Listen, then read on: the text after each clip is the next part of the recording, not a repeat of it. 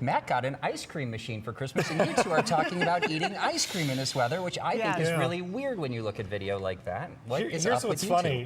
We left it at my in-laws, and they're out in the snow belt, and it's still there. They can't get it here because it's been snowing so much. So not ice cream weather. Even more desirable, though. I know, it does. I know.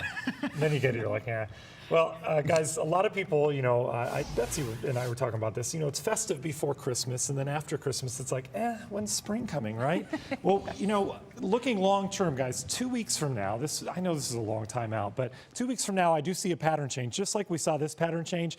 So hang in there. January 8th, January 9th, maybe. I'm going to get out of the way. That snowblower attacks. It's okay. I want to show you how much snow's on the ground for some of these communities. Conneaut checking in at almost 2 feet of snow on the ground. It's almost close to that. North Kingsville areas near Geneva, almost a foot. Menor, you saw that picture there. They have almost a foot. And again, lake effect is very patchy in terms of where it falls. So these are the official totals reported to the National Weather Service. You may have more if you're in Menor. Madison checking in at 14 inches. Look at Perry at 10, Euclid at 7, North Ridgeville 6, and Shaker Heights checking in at 5 inches. But this does not compare. Erie, Pennsylvania, 60 inches on the ground right now. And out in areas of Northeast, that's just near Erie, they have 38 inches. So that's really where they've gotten hammered.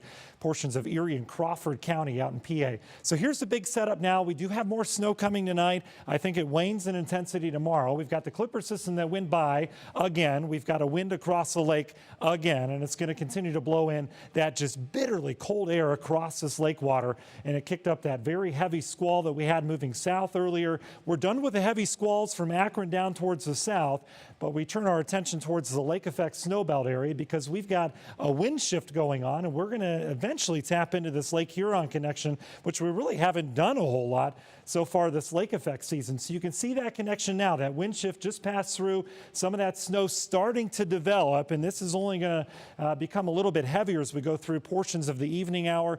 Good news is it should be brief. I think we're going to have about a 3 to 6 hour window of some heavier snow out in the snow belt. But if you do have Saturday evening plans, keep that in mind. Things could get rough in a hurry. We've got some heavy snow now right over 306 as you head off 90 towards areas of Geauga County, Ashtabula County. You've got some heavier snow near Austinburg. That extends up towards Geneva as well. Thompson, you're always getting snow. You're still getting it right now. And still some snow falling down towards the Strongsville area. And that extends over towards North Ridgeville, which had, again, 6 inches of snow. We're adding to that now. So what happens tonight? We bring that wind across the lake. I think we get some pretty heavy squalls, maybe making their way into the eastern suburbs of Cleveland, but mainly at Geauga Lake and western Ashtabula County problem here over the course of the evening hours, becoming maybe 1 or 2 singular bands. But the good news is I think everything starts to die down as we go through the day tomorrow. Everyone else bone-chilling cold, but yeah, this is sunshine that we're going to see throughout the daytime tomorrow outside of the snow belt. New Year's Eve plans look dry. That's the good news, but they're going to be cold, as you'll see here in the forecast. And then another weak front goes by, and it kicks off our lake effect machine as we go on into Monday. So let's plan out your New Year's Day. Partly cloudy lake snows for everybody. Look at those temps in the teens all day, and then the zeros. Yeah, single digits for your New Year's Eve plans. So city by city here, Cleveland, 9 o'clock as you're heading out at 9 o'clock for that ball drop there, 7 degrees. It's going to feel more like -10 and down to 6 by the time you're heading home at 3 a.m., unless you're like me and in bed by 10. And then from Akron, even colder out away from that snow belt as that cold air continues to pummel on in. So why so cold? Jet stream going way up into Canada, diving that cold air south. This pattern sticks around all next week as it looks right now. But the good news is it's freezing up our lake. On Thursday, 15.7% of it was covered by ice. Today, that is now up to 26.9%. We freeze the lake over, which hasn't happened completely in a couple of years. That means this lake effect ends. But until then, here's how much snow could pile up this week. Again, favoring the snow belt. You can see we could see upwards of a foot.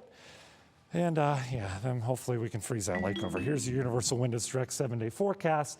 We've got really 2 cold spells to deal with this week. It gets colder Monday, Tuesday, and then another front goes by, and I think it gets even colder here, guys, Thursday, Friday. I have us at 0 for a morning low on Friday, 6 or 9 for a high. But again, hold tight to that early January, maybe January 8th-ish. A lot of people going back to work, that is going to be a slap in the face. It is. It's already a slap. Just stay inside. That's the best advice. Yeah, that's right. All right, Matt, thanks.